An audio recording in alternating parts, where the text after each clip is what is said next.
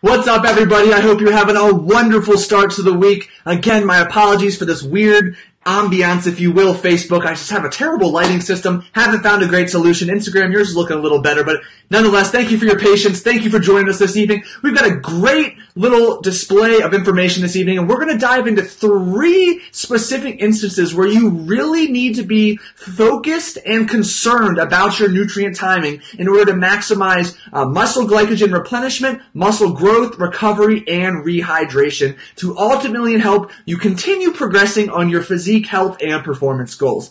And the very first one we're going to start with is the very first moment when you wake up when training first thing in the morning. Now, a lot of people find they feel best or they prefer to train fasted in the morning or even to train with branched chain amino acids and little to no other source of fuel. And I think that's a huge mistake for several reasons. And the first thing is you need to keep in mind that over 6, 8, maybe even 10 hours of sleeping, it's been that long, if not longer, since you've had your last protein-rich meal, which means you have not increased the relationship, the relationship or the ratio between muscle building and muscle protein breakdown on a cellular level. Therefore, muscle protein breakdown is taking the cake at that point, and you are in a catabolic or net negative catabolic environment. That's not good for muscle maintenance or muscle growth. Well, what happens after you wake up after this prolonged fast is then you dive into another catabolic activity, being resistance training or some form of cardiovascular activity. So now you have compounded this catabolic environment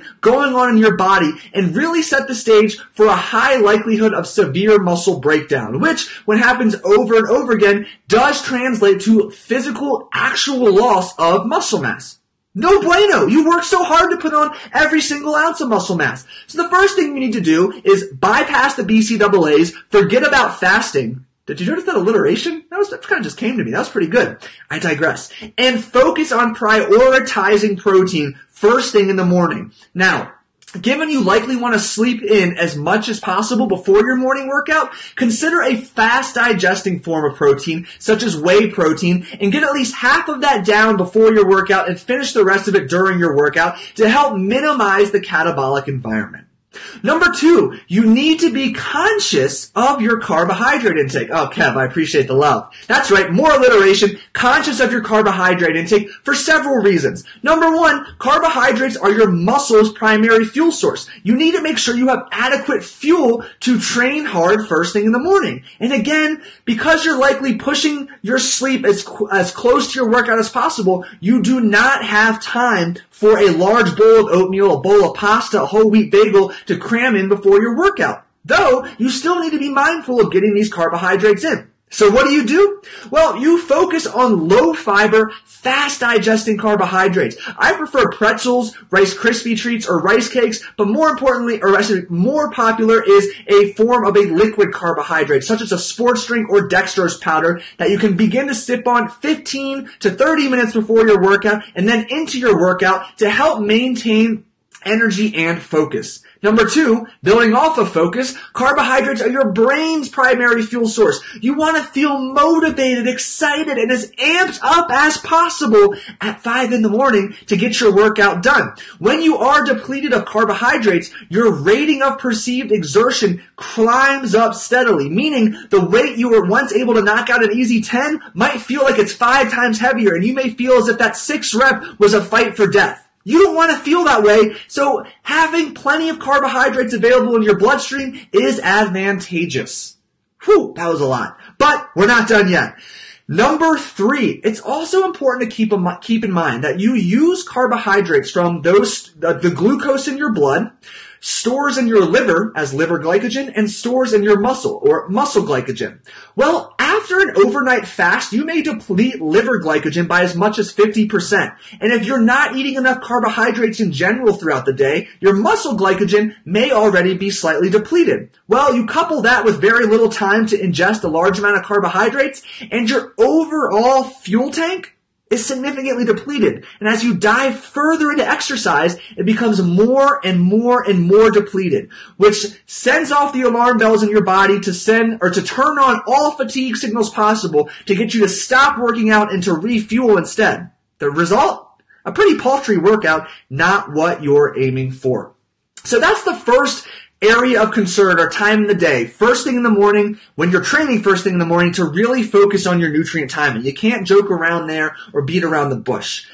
Secondly, right after that workout is the second most important time of the day, your post-workout nutrition when you train first thing in the morning. Again, if you, first of all, did not implement or do not implement any of the action items I just mentioned, well, then you're in a grave catabolic environment due to lack of protein and overnight fast and lack of carbohydrates. Again, just no bueno. Not a recipe for success. But more importantly, you are still coming out of a catabolic environment. And the protein you did digest before a workout has done great wonders in helping to minimize that catabolic environment. But you're going to again want to prioritize protein as soon as possible after this workout to really bring you out of that catabolic situation, to flip the switch to an anabolic atmosphere. And more importantly, like we've discussed before, it's an excellent time to capitalize on the fact that your muscles are like a sponge after a workout and willing to absorb anything and everything as efficiently and effectively as possible. So capitalizing on this with plenty of protein and carbohydrates and ample amounts of fluids is outstanding, and I highly recommend you take advantage of this, especially when training first thing in the morning. Whew, a workout, gonna hydrate real quick. And thirdly, I see some questions in the Facebook comment. I will absolutely come back to those. Let me see. Heather, Eva, absolutely. Give me a couple minutes. Third time of the day you really want to be mindful of nutrient timing is the timing of your last meal for the day. More specifically, hopefully you are including some form of a bedtime meal or a bedtime snack. And let me give you a little insight as to why.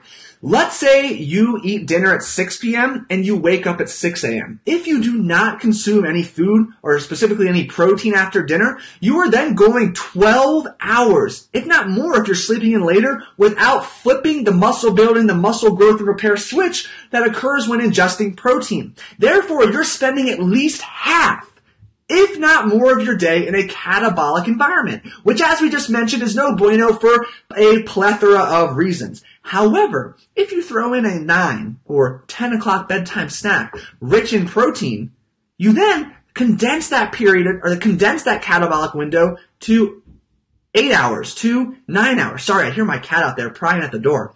So 8 or 9 hours is much better than 12 to 14 hours in a catabolic environment. So something worth considering. Moreover, if you have the opportunity to include a slow digesting protein, such as casein or any form of dairy at the bedtime meal, well, now you get to reap the benefits of this slow digesting protein and further condense the window of a catabolic state, Therefore, this has a very positive and substantial impact on your body's ability to repair muscle, maintain muscle, and grow muscle. Not to mention there are several fat loss and metabolic benefits when it comes to consuming a high protein diet and protein before you go to sleep for a long period of time. So just a few items to keep in mind there. Again, recapping briefly, our 3 considerations where nutrient timing is of the utmost importance: pre-workout when working out first thing in the morning, post-workout when working out first thing in the morning, and the bedtime meal. So I see an Instagram real quick. Bed to 9, eat dinner at 7. I'm not hungry. What are my options?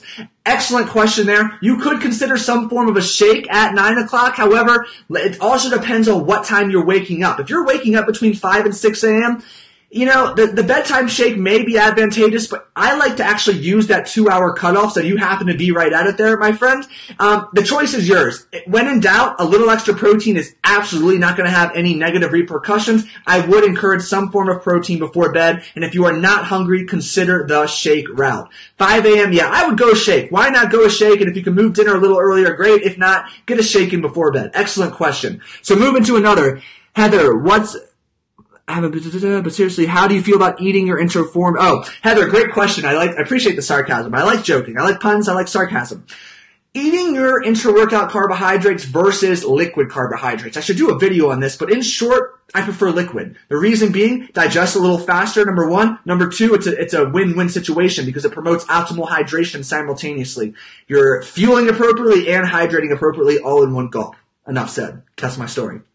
Next up, Oh, Rice Krispies. Yes, Eva, absolutely eat Rice Krispies. Rice Krispie treats are the bomb, especially with a little chocolate drizzle. Yeah, I definitely enjoy those before a good workout, especially on a day with a high volume workout.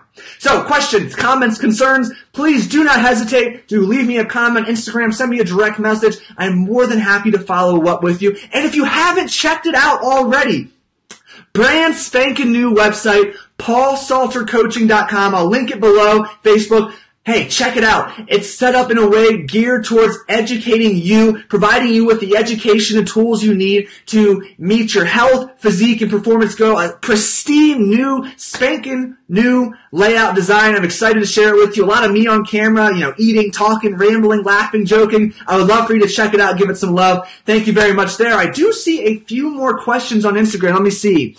That's a lot of carbs. I didn't ever talk about a specific amount of carbs, so I'm not sure what you're referring to. And remember, carbohydrate intake is highly individualized, so it just depends.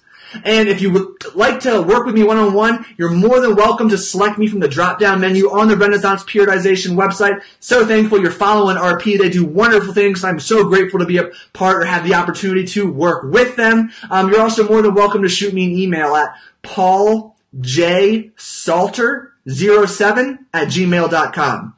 So let me see, another Jenna Blue Strong says, what happens when you work a double shift, 18-hour minimum, and you're working out with minimal sleep? Jenna, great question, but I'm not really sure what you're asking or how to best answer because I don't know what concrete takeaways you're looking for. So send me a direct message. I will absolutely follow up with you and do the best I can to provide you with the information I need. So thank you so much, everyone, for joining me this evening. Have a great rest of your evening, and we'll be back Thursday. Facebook and Instagram will go separate this time because Facebook, I'm going to screen share the new website with you, tell you a cool little history of it, some new ins and outs and educational opportunities that you definitely don't want to miss out on. And then Instagram, right after that, I'll video you here while I scroll the website to share this exciting opportunity and this exciting new announcement with you. Questions, comments, like I said, comment below, message me, email me, and I'll be in touch as soon as possible. Talk to you soon.